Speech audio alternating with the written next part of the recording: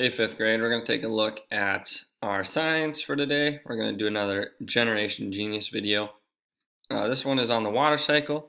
Hopefully most of us have a pretty good understanding of the water cycle.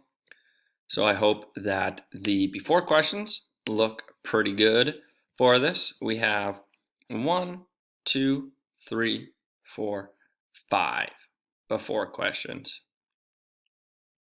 This last one is a pretty tricky one. I'm curious to see what your guys' answers are for that.